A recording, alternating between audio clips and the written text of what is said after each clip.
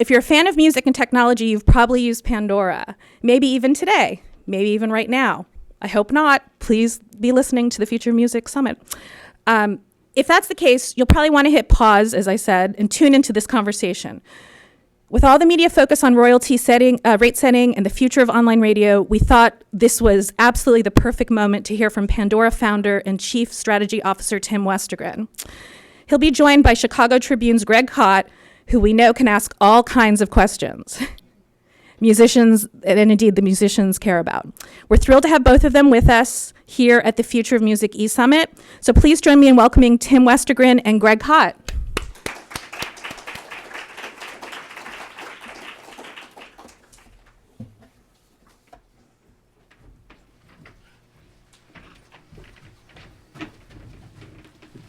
All right, good. Thanks for getting here early. I think it's a great forum. FMC is a great forum to have a hopefully rational discussion about something that stirred up a lot of emotion in the last few weeks, for sure. Tim, let's get a little context first. 2000, you started Pandora, and very much different landscape then. A lot of promise, but a lot of doubt about whether this entity would even make it. So congratulations for even getting your company here today, still alive. I can't imagine how many startups there were in 2000 that didn't make it. Tell us about the business model then and now. How has it changed? Well, it's pretty radically different. We didn't actually launch the business thinking we would become a radio product. We built what we thought would be a recommendation technology that we'd license out to other services that had their own consumers that needed navigation. And it took us about 5 years sort of wandering in the wilderness before we realized that the best use of our technology was, in the world of personalized radio. That really came about partly through sort of thinking about our own product, but also looking at what was happening with infrastructure and consumers and, broadband penetration and so on. So it took a while for the market, I think, to be ready for it. And it wasn't until 2005 that we kind of came to that decision in 2007 when we actually launched the service. So it's been a long, circuitous path for sure. Now, we had a conversation it's been a decade-long process. I mean, there's no way to sugarcoat that. A lot of years of struggle, I would imagine. I talked to you in 2009. And even though Pandora at the time was obviously a growing business, you were saying at the time it was not a profitable one. You said you were losing money at that time. What's the reality now?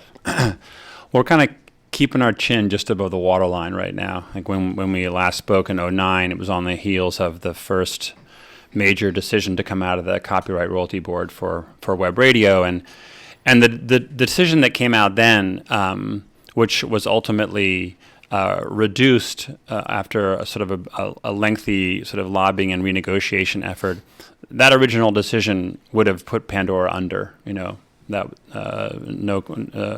a doubt. It would have eaten up if had that been in place, and had we been operating under that ruling, we would virtually all of our revenue would be going to royalties right now. So. It was a sort of a sobering experience to go through that.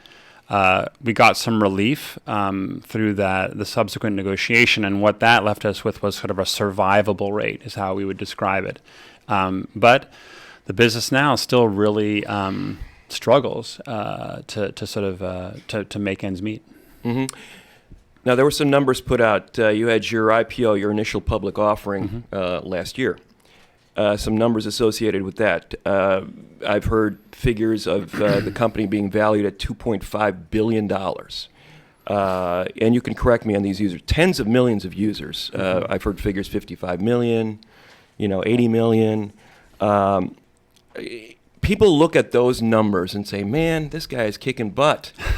He's got a seriously working company here that's making money. Most record companies today would kill to be valued at $2.5 billion. You might be able to put them all together. I'm not sure they'd be worth that right now. Irving Azoff, that genius of the 20th century record business, right, had some catty remarks to make about that a few days ago. What's the reality of that? The perception versus, your reality of where the company's at. Yeah, so it's kind of a Jekyll and Hyde business, I guess you could say, that on the growth side, it's been a wonderful story. Our listenership just keeps exploding, and so does our revenue. I mean, Pandora is basically has been doubling its revenue every year for some time, and that's been a really good story. Profitability is a completely different story for us. We're really struggling to make that happen.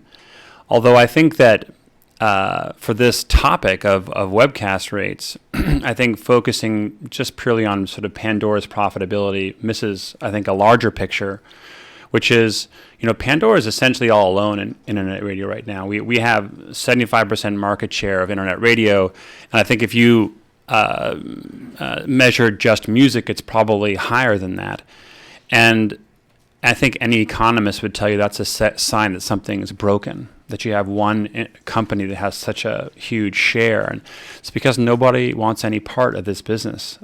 Everybody gets to read our quarterly statements, and most businesses are reluctant to enter it. And that not only have there been some large technology companies, Yahoo, MSN, AOL, who had large audiences and essentially walked away from the business, you've also got broadcast companies who are avoiding it. And to me, that's an enormous signal, because I think you could argue that radio is on this inevitable march to internet-connected delivery.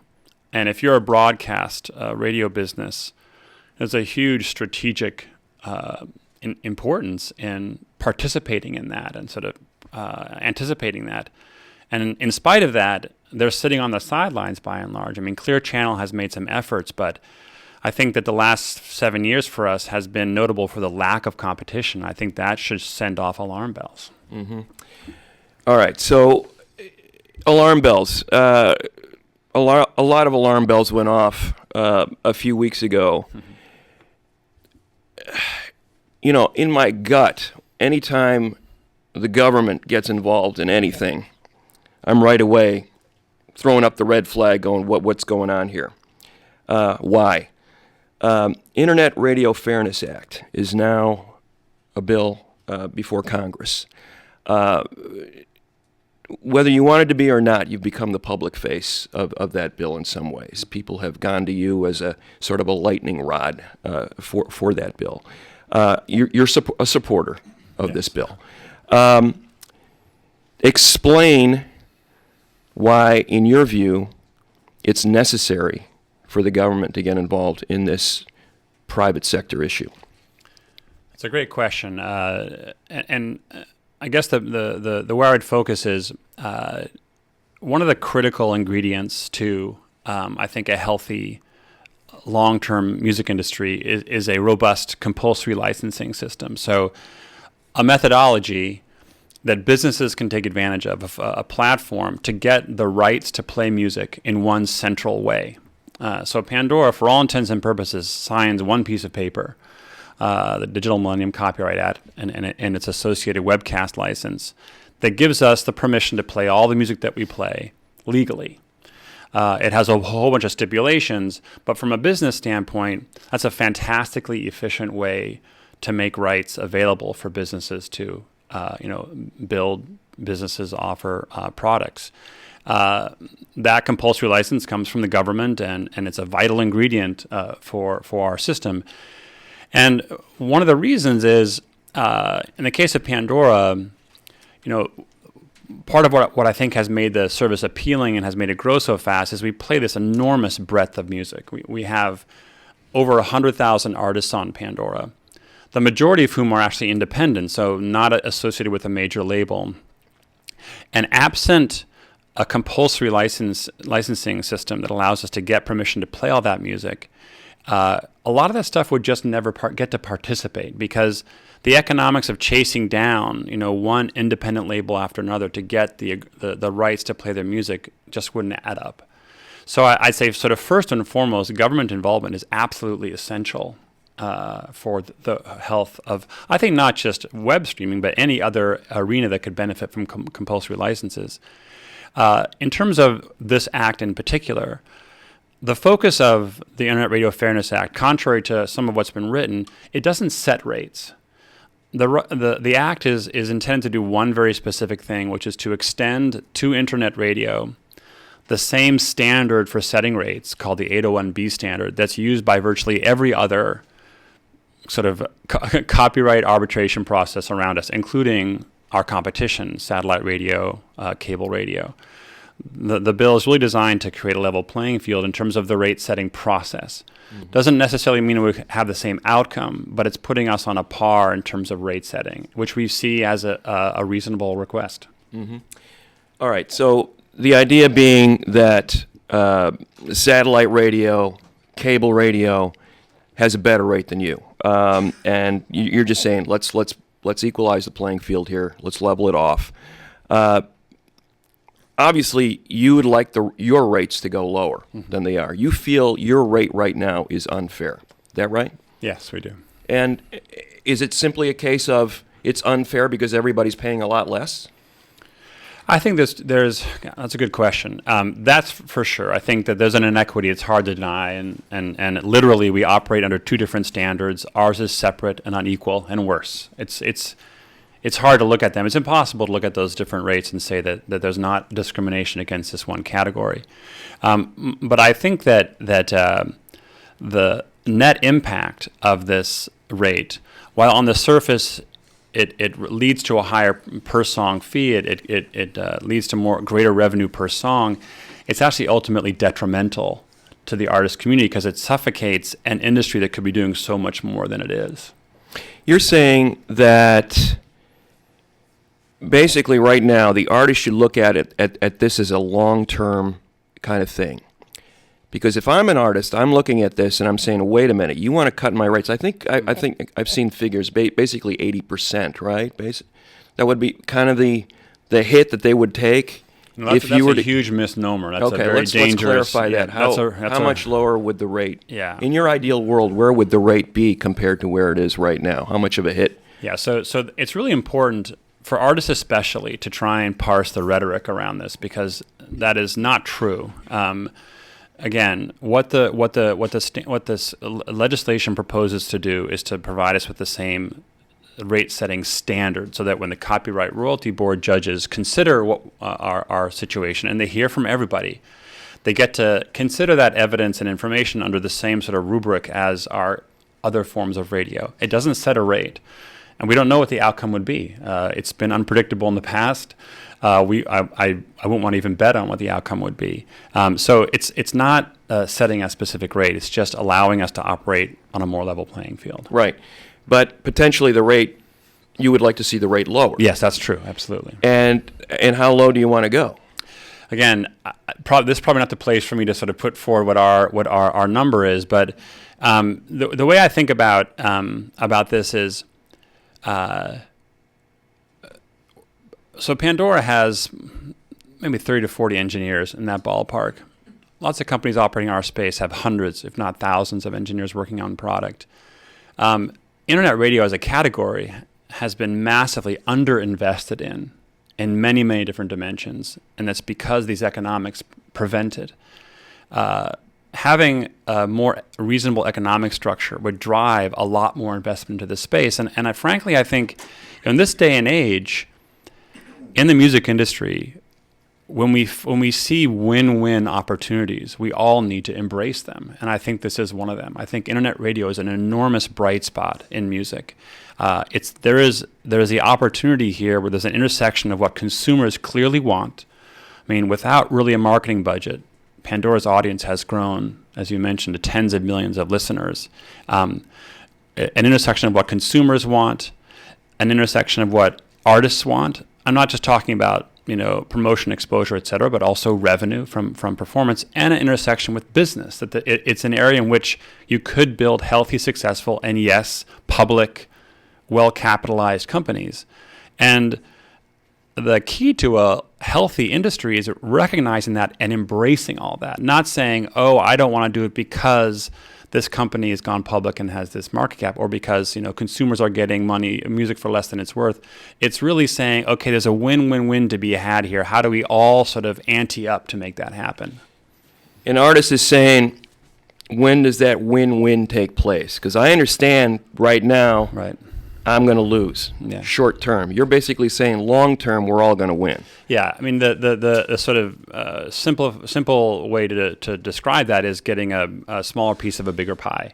That if internet radio could operate under better economics, there would be more participants, it would grow faster, and it would easily swamp whatever sort of near-term change there was. And I think, that's basic economics. I really think that would be, that's true.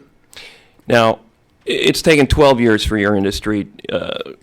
Just one, as you said, you're basically the dominant radio internet voice out there. It's been a 10, 12-year process for you to even get to this stage. And an artist is going to wait. I'm going to have to wait 10 or 12 years to get because basically your industry is based on my work as an artist. Mm-hmm. And again, you were a musician. Maybe Let me stop you there. I think I agree with that. The industry is based on their work and our work. Mm-hmm. That's part of what this conversation has to be about. Of course, these services would not exist with music. Some of my music's in Pandora. I'm part of that. But at the same time, a huge amount of effort has gone into building the services themselves. It's a partnership, and you have to view it that way. You have to see again a win-win. And I am an artist myself, and I'm no longer a sort of performing artist, but I understand why it's awfully hard for an artist to hear anybody say anything about lowering anything ever right now. Mm. But again, focusing on the long term, I think if you can embrace that perspective, that a healthier business in the long run will grow faster, it leads to a very I think obvious answer, and I think it's a much shorter time horizon than you talk about. Technology, I mean, internet radio has been around for, let's call it 10 years about, I'd say, and still 90% of radio listening is on broadcast radio. From the consumer standpoint, that makes no sense. What consumers want is personalized listening. It's hit every other form of media. It's behind. And so consumers want it. And you've got this enormous technical infrastructure now, not just sort of the broadband infrastructure, but all these devices and car companies and everyone who is, tooling up their systems to be able to deliver internet radio as easily and as ubiquitously as broadcast radio. It's ready to go. It just needs a little fuel. Artists have been hearing that argument for decades now. Help us form this business. Is it a new boss, old boss scenario here? Because there are a lot of businesses that have been built that way, and we still see a lot of starving artists, as it were. You do have some interest. You did post a blog the other day, which I thought was interesting, where you did talk about Pandora's payouts to artists. So I guess technically to their service that pays them, right? 2,000 artists making $10,000 a year from just royalties from Pandora, right? $850,000 a year.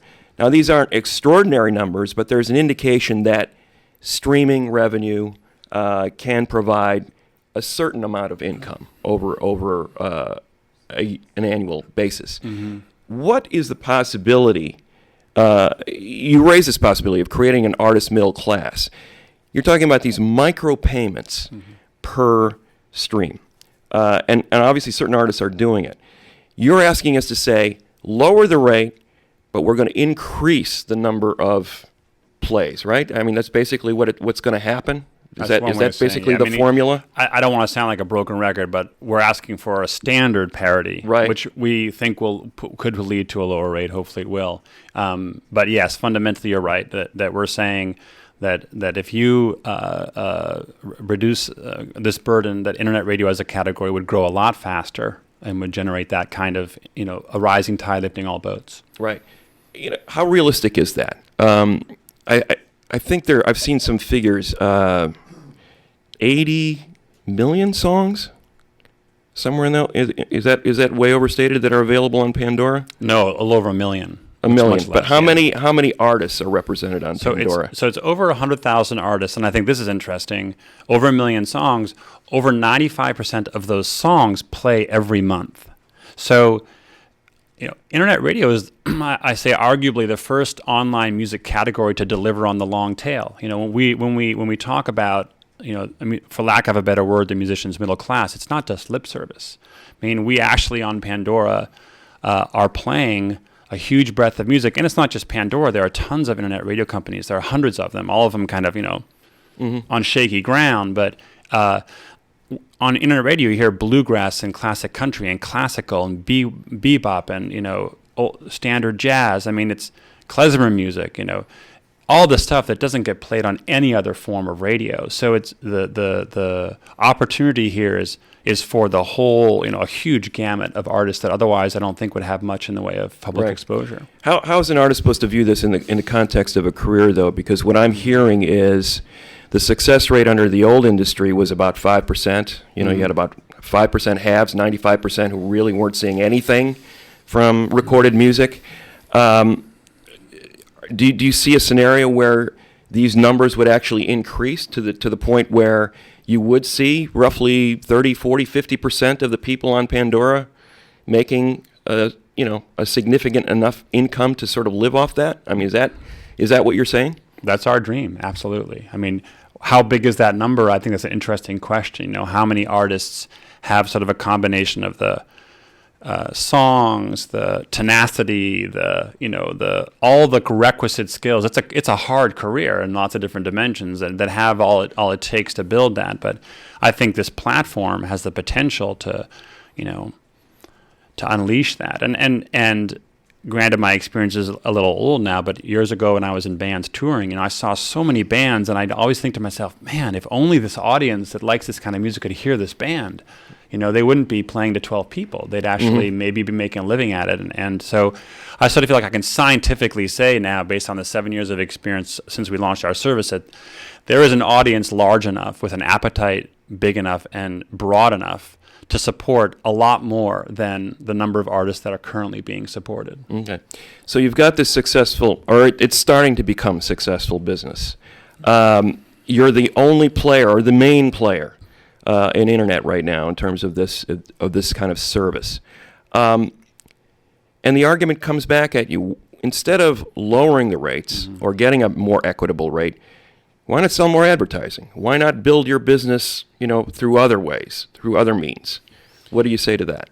Well, I think you can trust that we're doing absolutely everything we possibly can to build that as fast as we can. We have every incentive to do that. And I think that to focus on that misses a much more important question, which is how do we maximize this opportunity, period? And I think the way you do that is create incentives for a much broader base of businesses to go in and invest in it and market in it. That's how you turn this into a much bigger industry. So any business that goes in that's an advertising supported business that has these content costs is fundamentally motivated to do everything they can. We have over 600 employees at Pandora. Well over half of them are involved directly in advertising, selling in some capacity. You can be sure that any web radio company that's serious about this business does not need any extra incentive to build their revenue as fast as they can. All right, we're running out of time, but I want to take some questions, and the operative word is questions. Please, no political statements right now. Those can happen afterward, but we've got a question over here. I'm David Lowry. We've met before, actually, Tim. I'm from the Tricordist and also from the bands Cracker and Camper Van Beethoven. When I read this bill, I'd say 90% of it actually isn't about rates, so I don't want to ask you about rates. I want to ask you about this one particular clause in the bill. Nothing in this paragraph shall be construed to permit any copyright owners of sound recordings acting jointly, or any common agent or collective representing such copyright owners, to take any action that would prohibit, interfere with, or impede direct licensing by copyright owners of sound recordings in competition with licensing by any common agent or collective, and any such action that affects interstate commerce shall be deemed a contract, a combination, or conspiracy in restraint of trade in violation of Section 1 of the Sherman Act. Okay, so basically what this says groups of copyright owners can't say anything about direct licensing deals going on or suggested. So what do you mean by any group of copyright owners? Is this a musical group, a pair of songwriters, an alliance between two indie labels, artists' unions? Also, what does impede? I assume that it means the same thing that Sirius is suing the American Association of Independent Musicians for, which is simply for speaking out negatively about direct licensing deals. I see this as a terrible, perhaps unconstitutional infringement of an artist's right to speak out, and I wonder how you feel about that. So I definitely don't want to get into the legal and legislative language stuff. I'd be speaking out of turn if I did that. I think the sort of the spirit of that section is really about, on the one hand, the collective licensing of music has these great benefits of centralizing how you get rights and how you administer them, and you have bodies that are empowered to sort of offer up this huge bundle of content in one central place.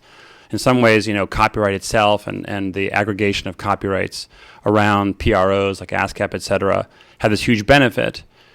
The danger on the other side is it creates monopoly. Yeah, the potential for any group, so it could be two people, it could be a music group, it could be anybody, read it. It says any copyright of any group of copyright owners. I mean, it could be two people, it could be my band. We would be under threat of prosecution under the Sherman Act. We would be restricted from saying, hey, you guys really shouldn't do that direct licensing deal. Or, hey, we think that direct licensing deal is actually, it's not beneficial for all artists. We would actually literally have our speech infringed.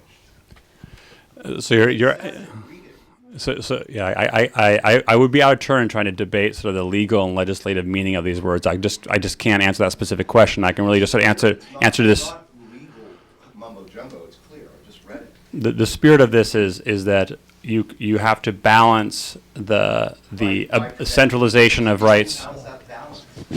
with the centralization of rights with the potential for monopoly abuse of it. That's what it's there for. Like three people in a band potentially going to make a monopoly, because that would restrict them from speaking. Yeah, I think I've answered your question as best I could. I don't know what Kurt to say Hansen about here it. might Yeah, have some yeah. clarity. But I thought, Tim, it was that if Sony and Universal and EMI conspired to stop direct licensing, that could be prosecuted, and that a couple of musicians wouldn't be considered Copyright owners. Yeah, but would two musicians would be monopolists? It's hard to imagine that they would qualify as monopolists.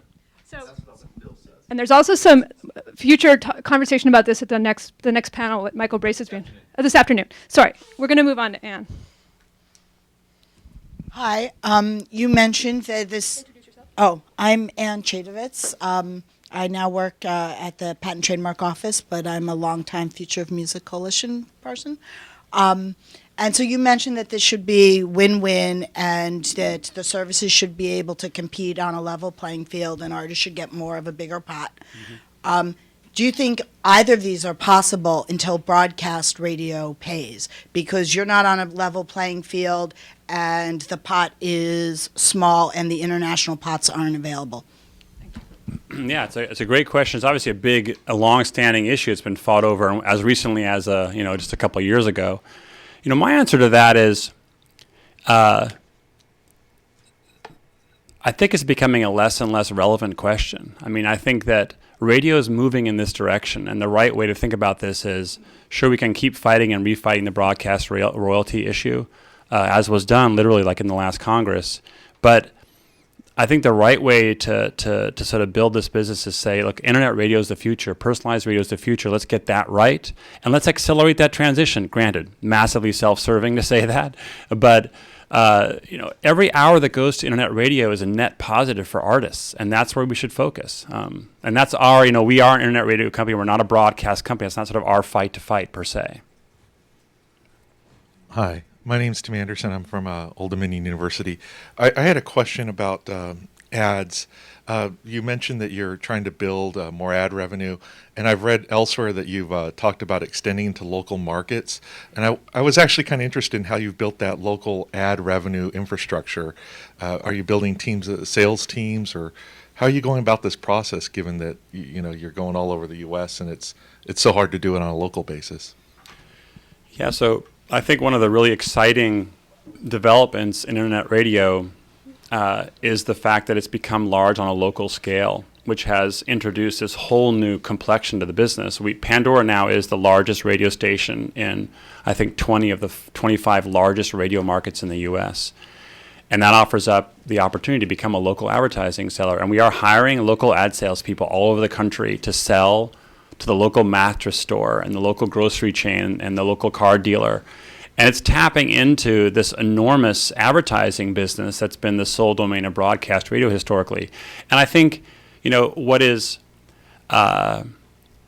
so significant about this for musicians is, for the first time ever, performers are getting to participate in the advertising revenue part of their business, which, by the way, has been the largest since radio was invented a long time ago. So you're getting to become stakeholders in the advertising. I'm a musician too, are getting to be stakeholders in the advertising business, including local advertising. And that's, I think, the stakes for this are enormous. I think that radio holds within it one of the keys to a long-term health of this business, because it is an enormous and healthy and growing area, and radio still accounts for 80% of the hours people spend with music. So to get it right is key. Could you, to follow up on that, you also have this internet radio thing's obviously huge from a data standpoint too. You're able to sort of determine where audiences are for particular bands.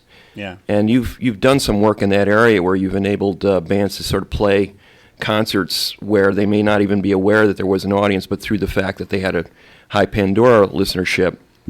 Can you speak on that just for a few minutes? Yeah. I'm glad we haven't even touched on that. I mean, setting aside the financial side of things, one of the great distinguishing characteristics of internet radio listening is you're connected. So you can talk to individuals and you know who they are. I mean, speaking for ourselves, on Pandora we have over 20 billion pieces of thumb feedback we've received from listeners, and we know their zip codes and we know their email addresses and we can talk to them.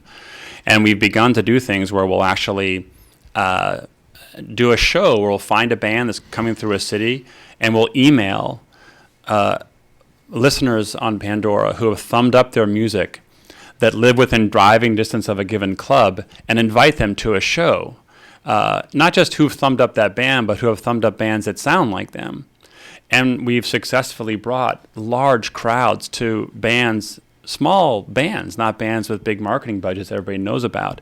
And it doesn't take much to sort of extend that and say, internet radio is about 10% of listening right now. What if it was 50 or 60 or 70, and you were taking all this capability to connect people and activate locally to bear on a phenomenon that large? That gets back to that earlier question about the musician's middle class. Like, that's where you really start to see things happen. So at a scale of 100 or 200 people at a show can make a difference for a band. I mean, playing. when I was playing in a band, the difference for us making a living or not, or surviving, was, the difference between 50 or 250 people at a show, and that's within our reach. We got time for one question? Yep. Okay. Oh, hi. My name is Bill Rosenblatt, and from Copyright and Technology, and for these purposes, I was an expert witness in the satellite radio CRB hearings. And I'm a little mystified by your statement or your sort of assumption that royalty rates are scaring off competition from the internet radio space, and that you don't have so much competition. The statistics that I've seen don't jibe with that. Like, for example, you're the leaders and you have a lot of listeners, but there's like maybe order of magnitude half as many listeners that listen to simulcast internet radio, that carries advertising, that's covered under the same royalty rates, and that runs pretty much on autopilot without 30 or 40 engineers. So, and therefore has a much lower cost base. So how do you account for that? Well, our share of the market is growing. And I don't think the simulcasts is a robust part of internet radio. And I think you'd be hard pressed to talk to, an executive of a major broadcaster who's enthusiastic about internet radio right now. And again, the three largest players when we started, AOL, Yahoo, MSN, who had all built enormous online audiences, they left the business. I don't think, I'm not sure why our evidence is so different, but I don't look at that market and say that people are coming into it. Look at, for example, Pew surveys there have been a bunch of surveys that show this. Well, our experience and data says otherwise. So. All right, we have to run, unfortunately, but we appreciate the participation. Thank you, Tim. Yeah, thanks.